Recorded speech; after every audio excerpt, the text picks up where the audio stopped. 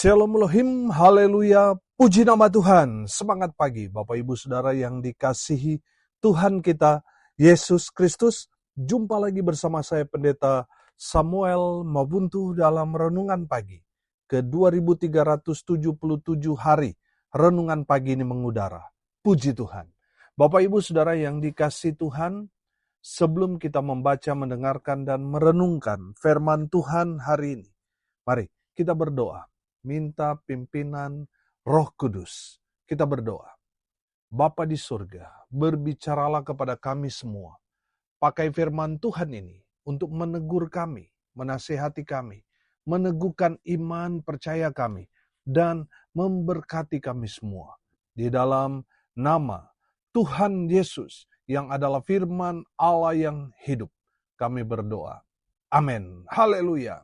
Bapak Ibu Saudara yang dikasihi Tuhan, bersama dengan saya kita akan belajar Alkitab dari kitab Kejadian sampai kitab Wahyu. Mari buka Alkitab kita.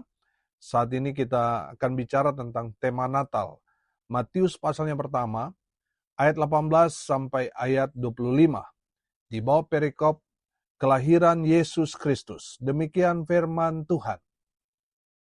Kelahiran Yesus Kristus adalah seperti berikut. Pada waktu Maria ibunya bertunangan dengan Yusuf, ternyata ia mengandung dari Roh Kudus sebelum mereka hidup sebagai suami istri. Karena Yusuf suaminya seorang yang tulus hati dan tidak mau mencemarkan nama istrinya di muka umum, ia bermaksud menceraikannya dengan diam-diam. Tetapi ketika ia mempertimbangkan maksud itu, malaikat Tuhan nampak kepadanya dalam mimpi dan berkata, Yusuf, anak Daud, janganlah engkau takut mengambil Maria sebagai istrimu, sebab anak yang di dalam kandungannya adalah dari Roh Kudus. Ia akan melahirkan anak laki-laki dan engkau akan menamakan dia Yesus, karena dialah yang akan menyelamatkan umatnya dari dosa mereka. Hal itu terjadi supaya genaplah yang difirmankan Tuhan oleh Nabi. Sesungguhnya anak darah itu akan mengandung dan melahirkan seorang anak laki-laki. Dan mereka akan menamakan dia Immanuel, yang berarti Allah menyertai kita. Sesudah bangun dari tidurnya, Yusuf berbuat seperti yang diperintahkan malaikat Tuhan itu kepadanya. Ia mengambil Maria sebagai istrinya, tetapi tidak bersetubuh dengan dia sampai ia melahirkan anaknya laki-laki, dan Yusuf menamakan dia Yesus. Haleluya. Bapak Ibu Saudara yang dikasihi Tuhan, tema kita hari ini Immanuel. Amin. Ayat kuncinya itu di ayat 23. Allah menyertai kita. Itulah arti Immanuel. Saudara, menariknya, di dalam terjemahan bahasa Indonesia masa kini, Immanuel diartikan Allah ada bersama kita. Amin. Haleluya. Bapak Ibu Saudara yang dikasihi Tuhan, kelahiran Yesus Kristus meneguhkan umat Tuhan bahwa Dia yang lahir itu adalah Allah yang jadi manusia. Amin. Allah yang tadinya bagi pandangan orang itu sulit dijangkau, begitu tinggi, begitu jauh jaraknya dengan kita manusia yang berdosa, tetapi 2000 tahun yang lalu dia datang menjadi sama seperti kita, menjadi manusia. Amin. Saudara yang dikasihi Tuhan, banyak orang meragukan, masa Tuhan kok jadi manusia? Loh, saudara percaya Tuhan itu maha kuasa. Kalau sudah percaya Tuhan Allah Maha Kuasa, maka dia bisa berbentuk apapun juga. Dia bisa karena kemahakuasaan Allah itu sendiri. Jadi kalau saudara meragukan Allah jadi manusia, itu menandakan saudara tidak percaya kepada kemahakuasaan Tuhan. Bapak Ibu Saudara yang dikasihi Tuhan, kita bahas tentang Immanuel. Allah ada bersama kita. Amin. Saudara, kita tahu bahwa kehadiran Tuhan di tengah-tengah umat Tuhan itu ditandakan adanya bait suci. Bait suci berdiri dan dibangun di zaman Raja Salomo dan beberapa kali dihancurkan. Tahun 586 sebelum Masehi, bait suci dihancurkan oleh Babel di bawah kepemimpinan Nebukadnezar. Tahun 515 sebelum Masehi dibangun kembali setelah kembali dari pembuangan di Babel. Bapak Ibu Saudara yang dikasihi Tuhan, bait suci kembali dibangun tahun 19 sebelum Masehi yang dibuat oleh Herodes. Makanya bait suci itu disebut juga bait suci Herodes. Bait suci di zaman Yesus itu dibangun oleh Raja Herodes Agung itu. Tahun 70 Masehi, bait suci kembali hancur. Dan kehancurannya ini sangat parah karena rata dengan tanah. Saudara lihat, kalau saudara pernah pergi ke Israel atau saudara lihat di YouTube di mana orang-orang Yahudi suka meratapi tembok ratapan itu, hanya itu yang tersisa dari bangunan bait suci. Selain daripada itu, hancur, lebur, rata dengan tanah. Saudara yang dikasihi Tuhan, tahun 70 Masehi, bait suci hancur dan rata dengan tanah dihancurkan oleh Jenderal Titus. Bait suci itu memiliki peranan yang sangat penting bagi bangsa Israel, karena bait suci itu melambangkan kehadiran dan perlindungan Tuhan atas umatnya. Amin. Musuh Israel memiliki pemikiran atau mereka beranggapan bahwa bait suci itu adalah dalam tanda kutip jimat bangsa Israel. Makanya satu-satunya cara untuk mengalahkan bangsa Israel adalah meruntuhkan bait sucinya. Bapak Ibu Saudara yang dikasihi Tuhan, saya mau bilang, Tuhan tidak lagi tinggal di bait suci yang dibangun manusia itu. Saudara yang dikasihi Tuhan, Tuhan mau tinggal di dalam tubuh kita. Amin. Karena tubuh kita adalah bait suci. Amin. 1 Korintus 6 ayat 19 berkata begini. Tidak tahukah kamu bahwa tubuhmu adalah bait Roh Kudus yang diam di dalam kamu. Roh Kudus yang kamu peroleh dari Allah. Haleluya. Bapak Ibu Saudara yang dikasihi Tuhan, bait suci yang megah, yang bangunannya sangat mewah itu bisa hancur rata dengan tanah. Dan saya mau bilang, Tuhan sekarang ini tinggal di dalam setiap hati orang percaya. Amin. Saudara, firman Tuhan berkata, Immanuel, Allah ada bersama dengan kita. Amin. Makanya Saulus sebelum dia bertobat, saudara, dia adalah seorang penganiaya orang percaya pada saat itu.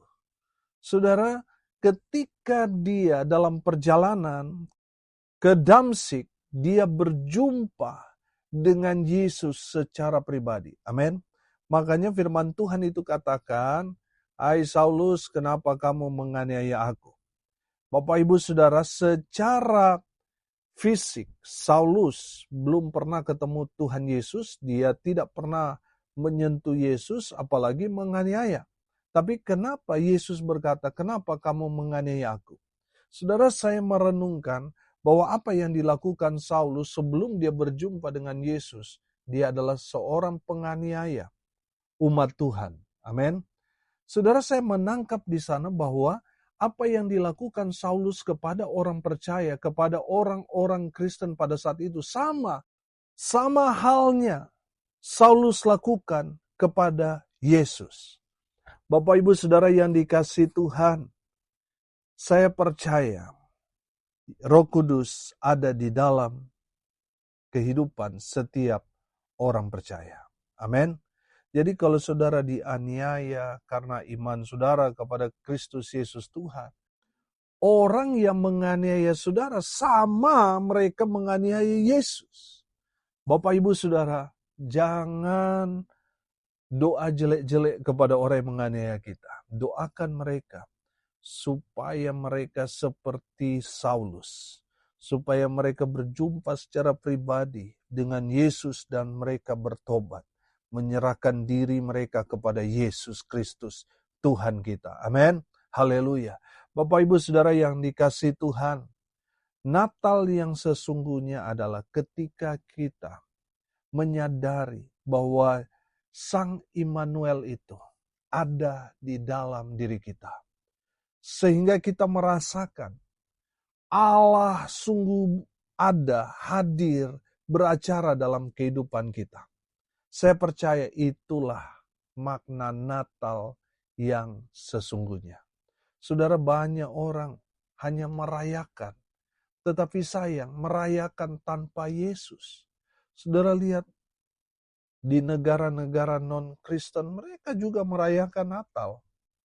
Mereka buat pernak-pernik Natal untuk menyambut Natal. Begitu meriah, begitu banyak uang yang keluar untuk merias semua atribut tema-tema Natal itu. Tapi sayang, mereka merayakan Natal tanpa Yesus. Bapak Ibu Saudara dengar ini baik-baik. Jangan sampai kita sama seperti mereka. Merayakan Natal tanpa Yesus. Saudara yang dikasihi Tuhan, kalau saudara tahun ini merayakan Natal tanpa Yesus, saudara hidupmu sia-sia. Hidupmu sia-sia. Seberapa mewah, seberapa meriah pun perayaan yang saudara adakan atau ikuti, itu semua sia-sia. Karena apa saudara? Karena saudara merayakan Natal ini tanpa Yesus. Saudara pastikan saudara mengalami Yesus dalam hidup saudara. Sehingga firman Tuhan dikatakan Allah ada bersama-sama dengan kita. Betul-betul kita alami dalam kehidupan kita. Sehingga menyambut Natal ini bukan saja kita merayakan, tapi kita sendiri mengalami Natal itu dalam hidup kita. Amin. Saudara, saya percaya seseorang yang ada Allah di dalam kehidupannya, mengalami Immanuel dalam dirinya, merasakan Allah ada bersama dengan dia, pasti orang itu hidupnya pasti berubah dan berbuah. Amin.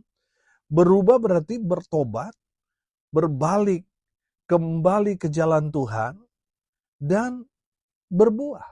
Orang melihat buah-buah roh dalam kehidupan orang yang hidup di dalam Tuhan. Amin. Seseorang yang ada Allah, ada Immanuel dalam hidupnya, pasti hidupnya jadi terang. Dimanapun dia berada, dia menjadi terang Tuhan di sana. Amin.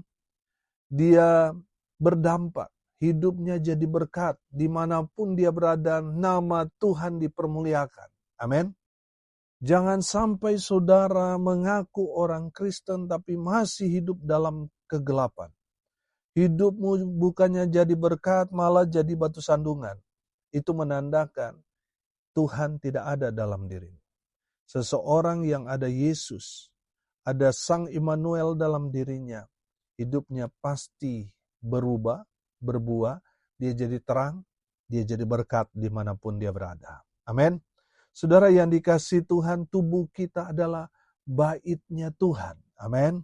Saudara, bagaimana caranya supaya Tuhan bisa tinggal dan kita mengalami Tuhan dalam kehidupan kita? Yang harus kita lakukan yang pertama, buka hatimu. Amin. Buka pintu hatimu. Izinkan Sang Immanuel itu masuk dalam kehidupanmu. Saudara, tadi saya bilang, seseorang yang ada Yesus, ada Tuhan dalam dirinya, pasti hidupnya berubah. Biarkan Tuhan jadi raja dalam kehidupanmu. Dan memerintah dalam kehidupan saudara. Buka hati saudara. Supaya apa saudara? Supaya Yesus Tuhan masuk dalam kehidupan saudara, mengubah saudara, dan memberkati saudara, sehingga saudara menghasilkan buah yang lebat bagi Tuhan. Amin. Yang kedua, yang harus saudara lakukan, terima Yesus sebagai Tuhan dan Juru Selamat pribadimu. Amin. Yang ketiga, biarlah hidupmu dipimpin oleh Roh Kudus. Amin. Saya percaya orang yang dipimpin Roh Kudus adalah orang yang sudah menanggalkan kedagingannya, duniawinya, sehingga dia hidup dalam roh, hidup dalam pimpinan Roh Kudus. Bapak, Ibu, Saudara, kalau kita buka hati, kita menerima Yesus sebagai Tuhan dan Juru Selamat secara pribadi dan kita hidup dipimpin oleh Roh Kudus, maka Tuhan akan tinggal dalam dirimu. Sumber berkat ada di dalam diri saudara. Apapun yang saudara kerjakan, lakukan, Tuhan pasti buat saudara beruntung dan berhasil. Amin. Pastikan dalam dirimu ada Immanuel. Allah ada bersama-sama dengan kita. Amin. Mari kita berdoa. Terima kasih Bapa di surga sudah berbicara kepada kami melalui kebenaran firman-Mu. Berkati semua pendengar dimanapun mereka berada. Berkati hidup mereka. Rumah tangga mereka diberkati. Usaha, pekerjaan, pelayanan mereka dibuat beruntung berhasil dalam segala hal. Mereka yang sakit Tuhan sembuhkan. Mereka yang lemah Tuhan kuatkan. Hibur mereka yang saat ini sedang berduka cita. Berkati mereka yang hari ini berulang tahun. Dengan umur panjang, kesehatan, kekuatan dari Tuhan menyertai selalu hidup mereka hari ini sampai selamanya. Hamba berdoa, biarlah berkat Tuhan dari surga turun memenuhi semua pendengar. Bapak, Ibu, Saudara yang dikasihi Tuhan, arahkanlah hatimu kepada Tuhan dan terimalah berkat dari Tuhan Yesus. Tuhan memberkati engkau dan melindungi engkau. Tuhan menyinari engkau dengan wajah-Nya dan memberi engkau kasih karunia. Tuhan menghadapkan wajah-Nya kepadamu dan memberi engkau damai sejahtera. Di dalam nama Tuhan Yesus, sumber segala berkat. Bapak, Ibu, Saudara yang percaya, diberkati Tuhan, katakan amin. Puji Tuhan. Bapak, Ibu, Saudara yang dikasihi Tuhan, kalau saudara merasa diberkati melalui renungan pagi ini, bagikan juga kepada saudara-saudara yang lain. Supaya mereka juga diberkati, karena untuk itulah kita dipanggil, untuk jadi berkat. Haleluya. Bapak, Ibu, Saudara yang mau didoakan sudah bisa hubungi atau japri WA saya di 081 337 491 360. Saya bersama dengan saudara-saudara, rekan-rekan hamba Tuhan akan berdoa buat saudara karena kami percaya mujizat masih terjadi sampai sekarang ini. Amin. Salam kasih dari Pulau Nusa Lembongan, Bali. Saya Pendeta Samuel Mawuntu. Sampai jumpa besok pagi. Tuhan Yesus memberkati kita semua. Haleluya.